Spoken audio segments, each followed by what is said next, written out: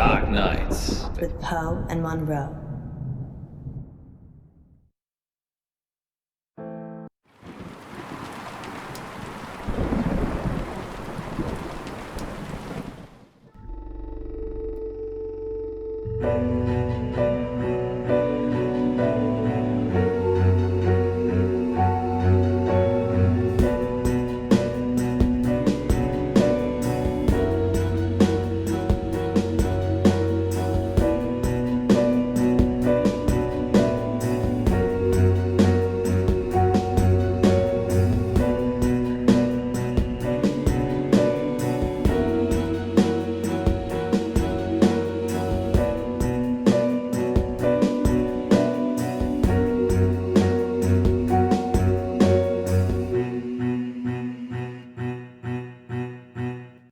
Dark Nights with Poe and Munro.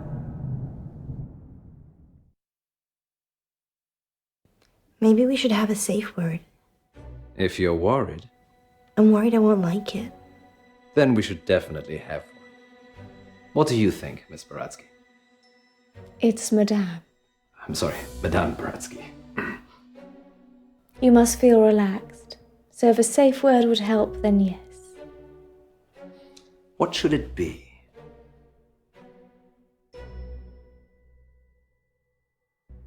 Banana.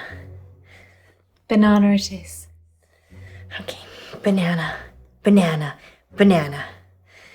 Sorry, I'm just practicing. Places, everyone. And we're live in 3, 2... Welcome back. As promised, listeners, we have a special treat for you tonight. Madame Baratsky is a past life regression therapist who claims to have helped hundreds of clients discover their previous selves, from ancient Egyptian concubines to Cold War spies. Welcome, Madame Baratsky. Thank you for having me. And of course, it wouldn't be our show without my better and more beautiful half. Say hello, Munro. Hello, Munro.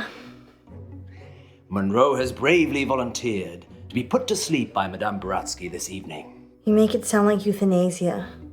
She's going to wake you up again. Aren't you? Of course. Remind me again why you couldn't do it, Poe? Dodgy knee. In just a moment, Madame Baratsky will put Munro into a trance. I prefer hypnotic state. Into a hypnotic state. And we'll ask her to describe what she sees. Later on, we'll be taking your calls. Have you lived before? Do you remember any past lives? Or is it all just a money-making racket? Let us know. Munro, Yes, Poe? are you ready to meet your past self? I was born ready. Let's hope you were reborn ready. Madame Baratsky, take it away. Now, Miss Munro, please relax. Close your eyes and focus on the sound of my voice.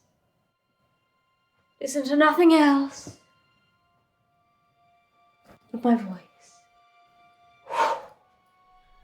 Madame Baratsky has started the regression process.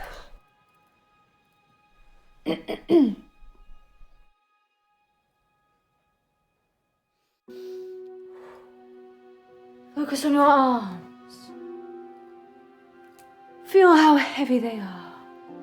Feel them sink into the chair and pull you into the deep, deep dark. Let the darkness consume you.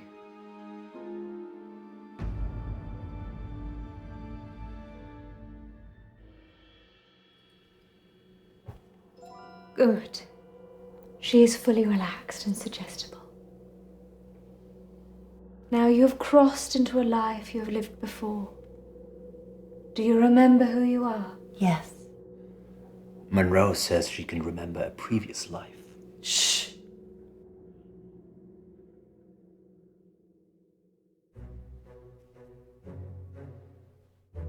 Do not rush.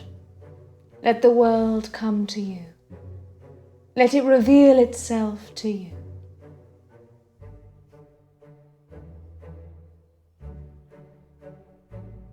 Let the world envelop you. Step into the world and become your former self.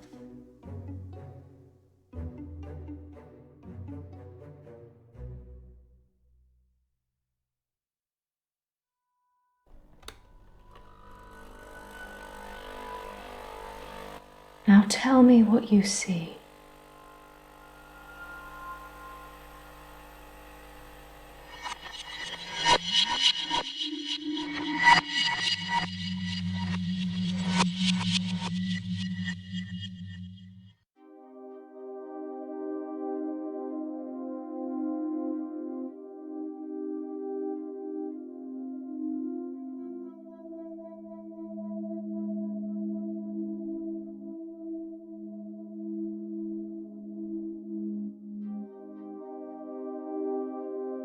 I'm Elizabeth. That's what you were going to ask, isn't it?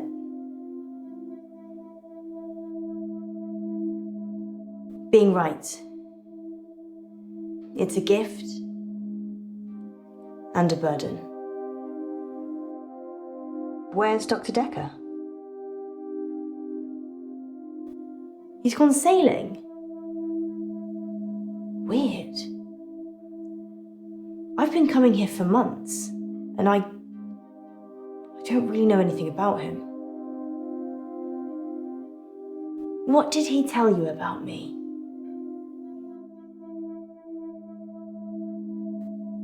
Relationships are hard, especially with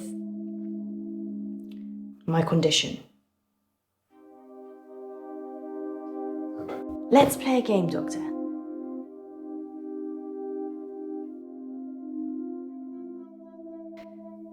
You're very accommodating for a therapist. You think of something, and I'll get it.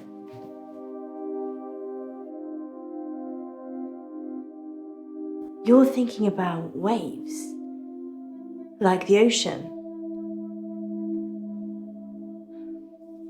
Don't say anything.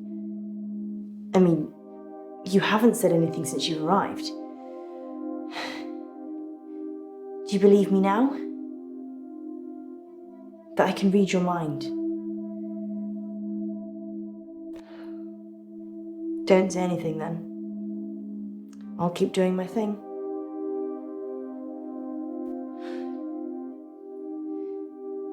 Something happened at work. The dry cleaner's in town. I can't switch it off. As soon as I lock eyes with a person, I get their thoughts.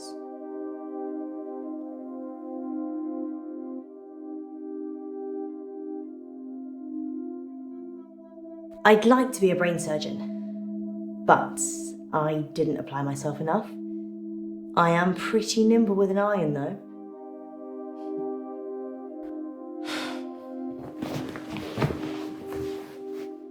Anyway, there's this guy who walks in with a suit. It's got a stain on the trousers near the zipper. And all he's thinking when he drops them off is, Sharon can't pick these up, Sharon can't pick these up. So he starts screaming at me that he needs the hour service or he'll have me fired. So I call the manager. I guess Sharon, who he doesn't want to pick them up, is his wife or girlfriend? Either way, he clearly doesn't want her to see the stain. But Sharon is also the name of my manager. I call Sharon over anyway. Sharon! Sharon! This guy's face is a picture, but he's holding it together. Sharon comes over preoccupied. She's thinking about the washing machines. She is the manager, so she normally does that, but this time was different. She was thinking about Nisha, spinning away in one of them.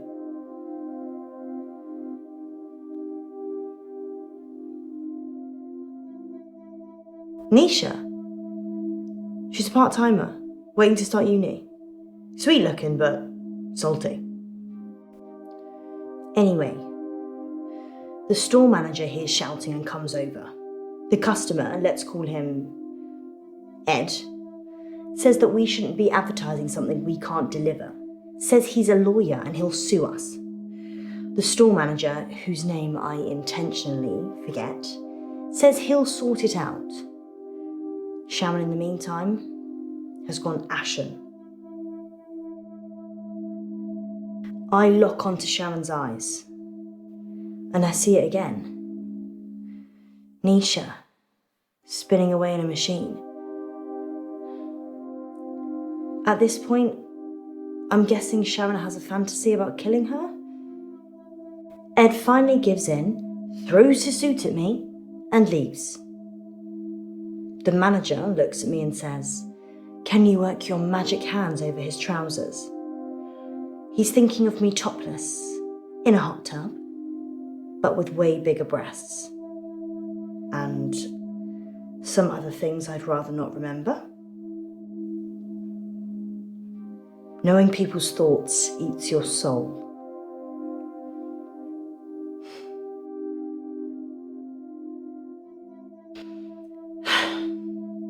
Fine. I guess I painted the picture, you might as well think it. Thanks for letting me wear a bra, though. They're still too big. Anyway, I take it round back to start working on it.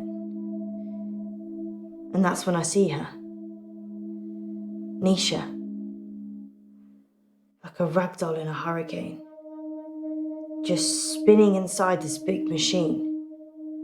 Her face smashing against glass and metal.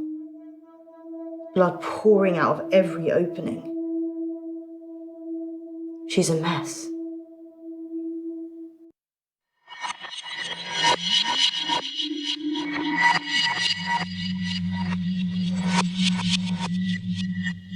Can you see any jewelry? A ring, maybe? Yes. A ring. Good. I need you to get it for me. Do you understand? I understand. Well, this is fascinating, August. We'll be back with more of Munro's past life in just a moment. What's going on? I'm helping Ellis uncover her past. Why does she need to get this ring? Oh, it's just a technique I use. I think you should bring her back now. It would be dangerous at this point. Then do it at whatever point it won't be. Quiet. I'm trying to concentrate.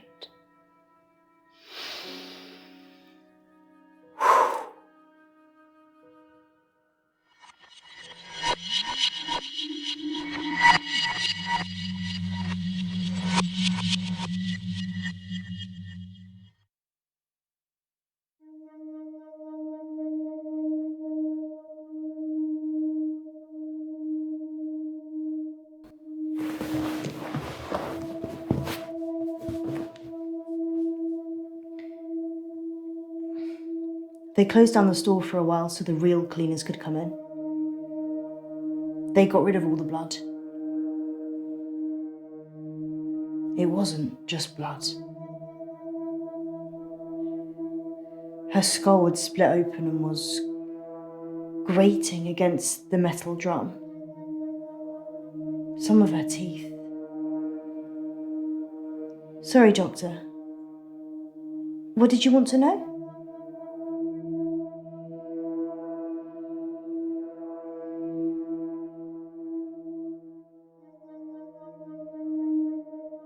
Yeah, dry cleaning machines have huge locks. There's no way of shutting yourself in. You really have to get a friend to help. Or manager. Perk. Perchloroethylene. It's what they use in dry cleaning machines. But Nisha didn't drown. The spin cycle broke her spinal cord, so she was paralysed for a few minutes while her face mashed into everything. Shock probably got her first. Sharon's fingerprints were the only ones on the machine. Actually, hers and Nisha's. The police thought she'd struggled against the machine trying to fight Sharon. Nobody heard anything though.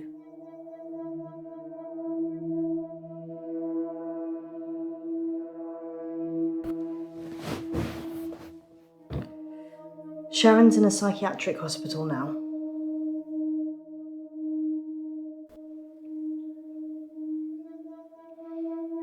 They arrested Sharon for Nisha's murder. Sentenced to 18 years. One for each of Nisha's. Is that enough? Maybe murder should be punishable by death. People don't change, do they? They just get worse.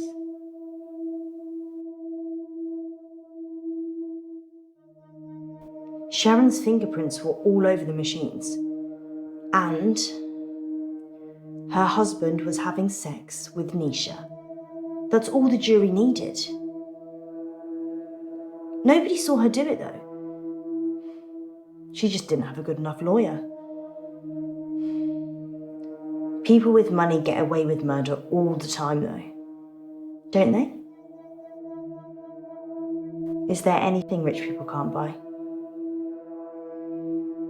Nisha worked for Sharon as a housemaid. That's how she met the husband. It's so cliche. Nisha was desperate for money, and he was desperate for attention.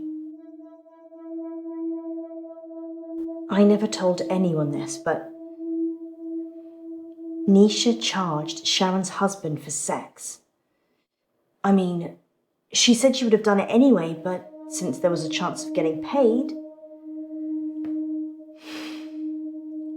I don't think Sharon knew. Would you pay someone to have sex with you, Doctor?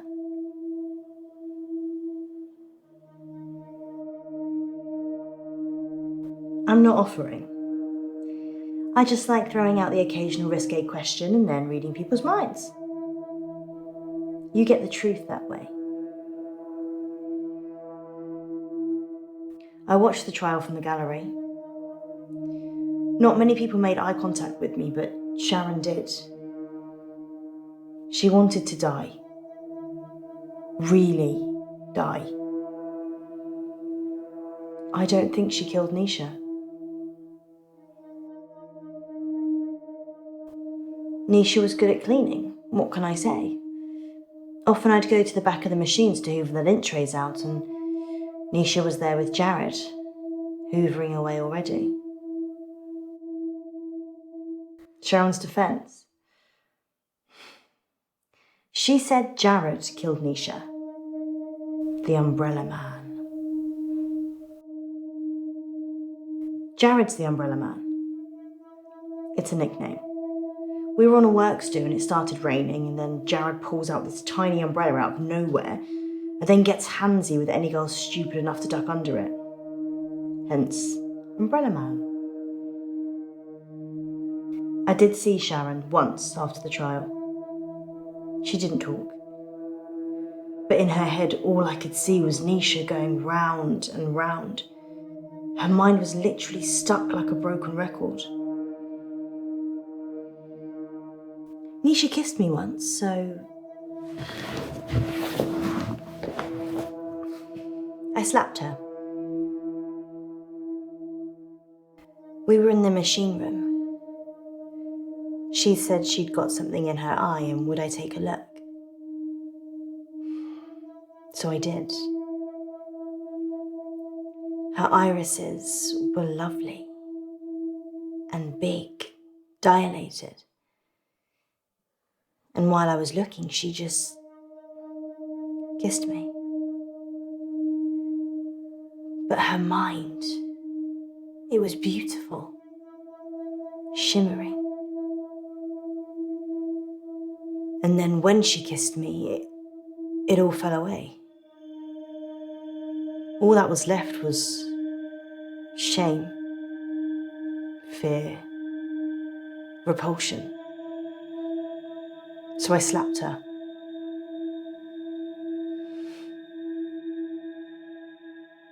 What did Nisha think about?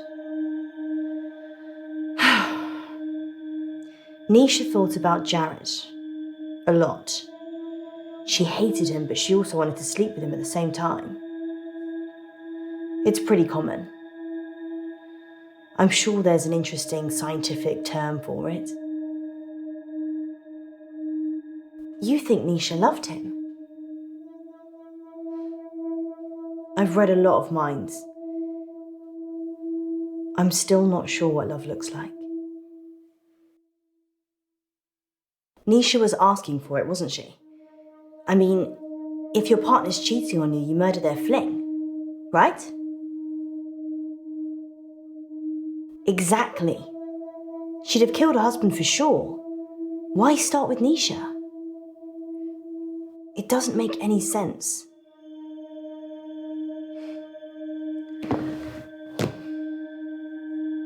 I think Jared killed Nisha.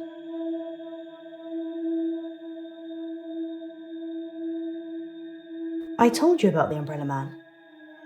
She hated him.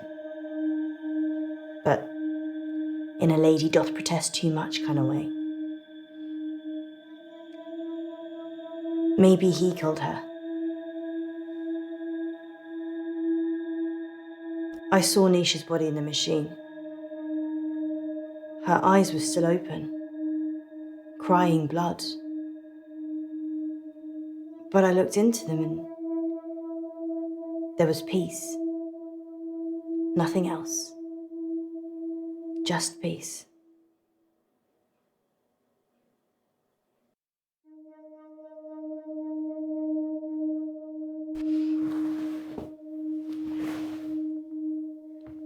I'm allergic to nuts. Is this definitely normal milk? It's banana milk. Okay then.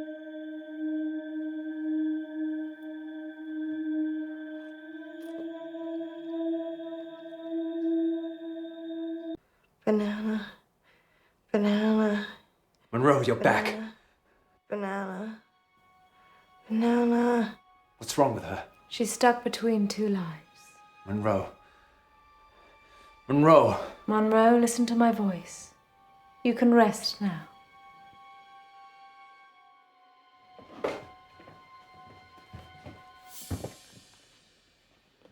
You can go in after her. Just sit down, please.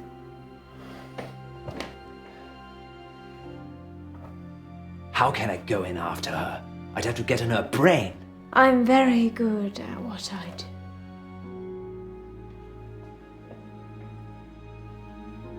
Sleep.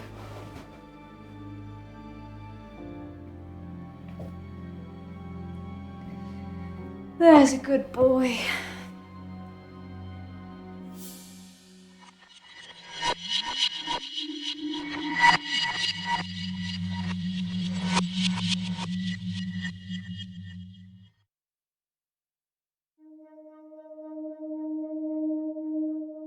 You want to see my ring?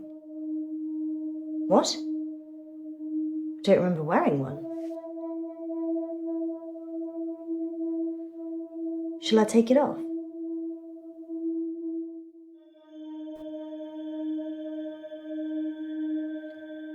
There's something written inside it. Most extraordinary. Does it have an inscription? 421010000.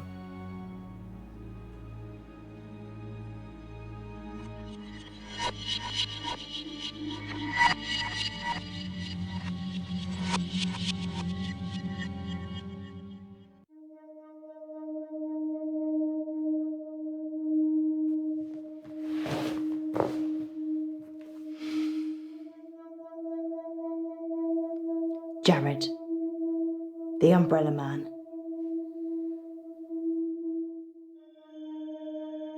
He's weird, like a spider. Sharon ducked under his umbrella that time, and his hands slithered around her body and kind of rested under her breast. Everyone knew he was touching it, and Sharon just gave a weak smile and wriggled away. I tried to read his mind, but it was like a stereogram. Jared's mind was a mess of coloured dots that didn't make any sense. I never knew what he was thinking, ever. There's only one other person I know that's like that. Are you trying to say that I don't understand my own mind? I come from a long line of overthinkers. Or maybe I don't. His facial expression didn't change. Nothing. It was like he was wrapping his arms around his prey. He didn't seem to be particularly enjoying touching her breast, just for science.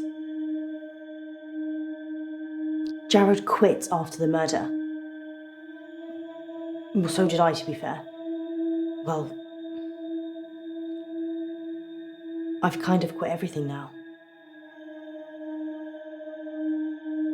You can't just think of a question mark. If you've got a question, let me have it. Don't think of cake. It makes me hungry. I already said that Jared killed Nisha. Or something did. Do you believe in the supernatural? Jared killed Nisha. I don't think I'm safe here.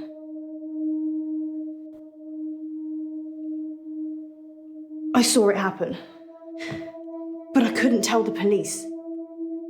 They were in the back room, Jared and Nisha. They were kissing. And then she opened the door to the machine. She just got in, and Jared, he shut it.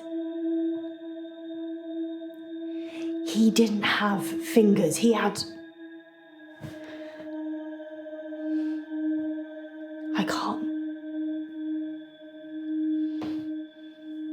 Dr. Decker said that if I can imagine another world, I can move myself into it.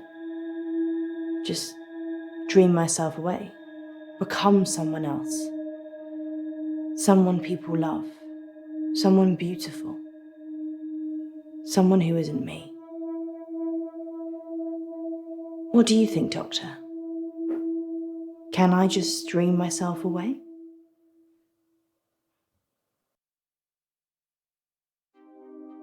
Thank you. Jared knows I know. And he's coming for me. I guess I should start dreaming. I've always liked the name Munro. What do you think, Doctor?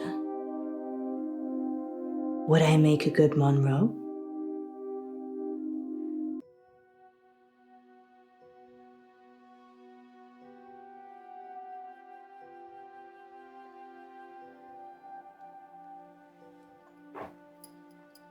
In an hour, you'll wake, as if from some deep sleep.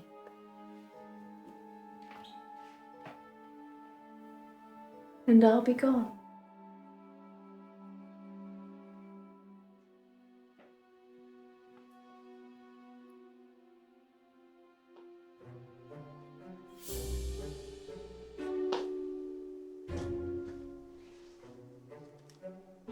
That should cover it. I'll see myself out.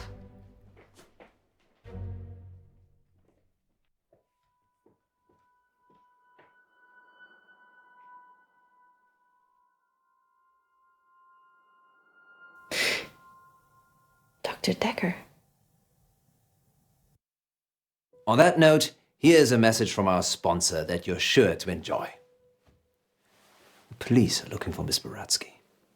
It's a shame she didn't stick around. Was she even licensed? She came highly recommended. From who? Herself, when she knocked on the door yesterday morning. You let a complete stranger take over my body? I didn't know what she was going to do. I feel so violated. I can't even tell our listeners. We were robbed. She literally took my wallet and your purse. I know. But that was everything I had.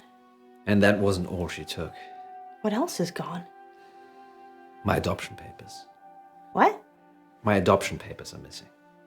I didn't know you were adopted. Well, I am. I'm not ashamed to say it. Sorry, Poe, I wasn't suggesting that. It's unsettling when someone takes something so personal. Just who does she think she is? A past lives travel agent who robbed us whilst we were dreaming. But it wasn't a dream. You were there. You and me. Yes, just like Wizard of Oz. Maybe the reason the people looked familiar is because you made it all up yourself. So, are we dreaming now or is this real? I can't tell anymore. Want me to give you a squeeze? No, this is real. How can you be so sure? Because in my dreams you're much more of a charmer. And richer, I'd imagine. Too soon, Poe. Too soon. Next time on Dark Nights with Poe and Munro. You're live on air, Line 1. There was an animal in the road, howling, like a wolf. He said it was a hairy animal, The size of a man. and the moon was full. We're going werewolf hunting. I'm Casper Light. You have to stay away from Wolf Lane.